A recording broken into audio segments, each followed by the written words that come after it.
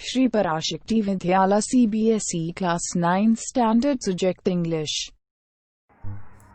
Dear students, hope you fine. Today we are going to learn some more funny incidents in lesson 7, packing. Before we continue the lesson, let us recall the story learned so far. Packing is a very humorous description by Jerome K. Jerome. The story revolves around the incident of packing. Three friends, George, Harris, and Jerome, decided to go on a holiday. The narrator, Jerome, is proud of his packing art. He finished packing in a short time. That's when Harris wanted to put the boots in. The bag was opened and the boots were put in. At that instant, the narrator remembered that he had forgotten to pack his toothbrush. Now I'll read the 6th paragraph.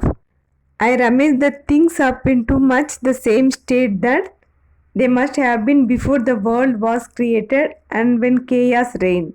Of course, I found George's and Harris 18 times over, but I couldn't find my own.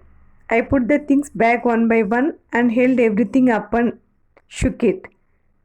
Then I found it inside a boot. I repacked once more. When I had finished, George asked if the soap was in. I said I didn't care a hang whether the soap was in or whether it wasn't. And I slammed the bag shut and strapped it and found that I had packed my spectacles in it and had to reopen it. It got shut up finally at 10:05 p.m. and then there remained the hampers to do. Harris said that we should be wanting to start in less than 12 hours time and thought that he and George had better do the rest, and I agreed and sat down and they had a go. Here rummage means searched in hurried way. Hampers means a large basket for carrying food. Chaos means confusion. The narrator opened the bag and searched for the toothbrush, but he couldn't find it, though he could find other toothbrushes several times. Finally, he found it inside a boot. Then he repacked the bag once more. When he had finished the packing, George asked if the soap was in. The narrator also found that he had packed his spectacles in it and had to reopen the bag. The bag was finally closed at about 10:05 p.m. Then they found that they had left out the hampers. Now George and Harris decided to unpack the bag. Now I'll read the next paragraph. They began in a light-hearted spirit, evidently intending to show me how to do it. I made no comment. I only waited. With the exception of George, Harris is the worst packer in this world. And I looked at the piles of plates and cups and kettles and bottles and jars and pies and stoves and cakes and tomatoes, etc. and felt that the thing would soon become exciting. It did. They started with breaking a cup. That was the first thing they did. They did that just to show you what they could do and to get you interested. Then Harris packed the strawberry jam on top of a tomato and squashed it, and they had to pick out the tomato with a teaspoon. And then it was George's turn, and he trod on the butter. I didn't say anything, but I came over and sat on the edge of the table and watched them. Here light-hearted means funny and enjoyable. Evident means clear. Trod on means stepped on. Harris and George start their work in a light-hearted spirit.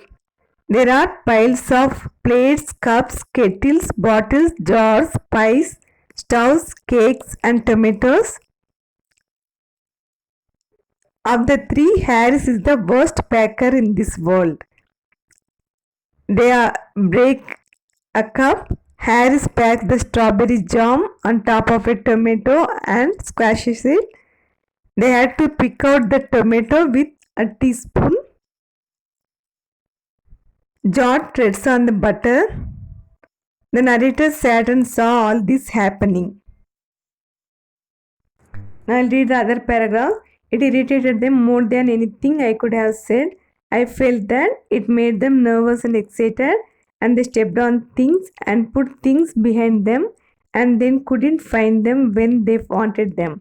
And they packed the pies at the bottom and put heavy things on top and smashed the pies in.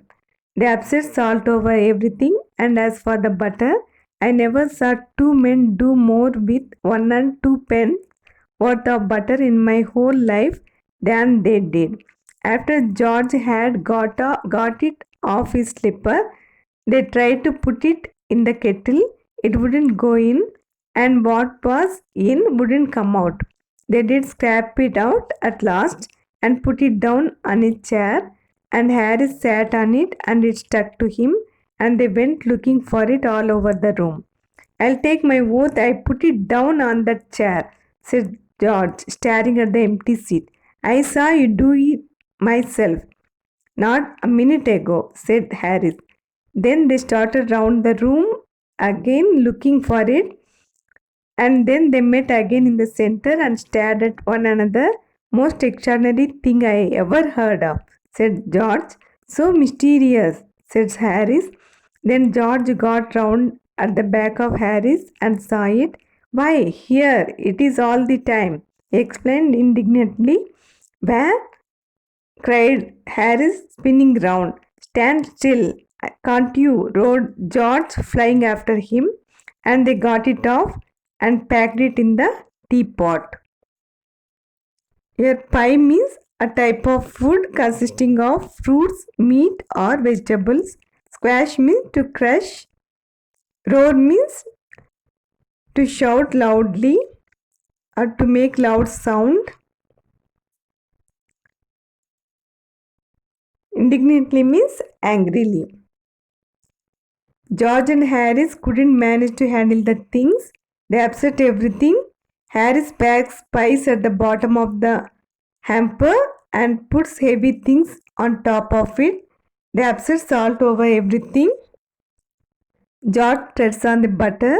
He gets it off from his slipper and puts it on the kettle. But it doesn't go in.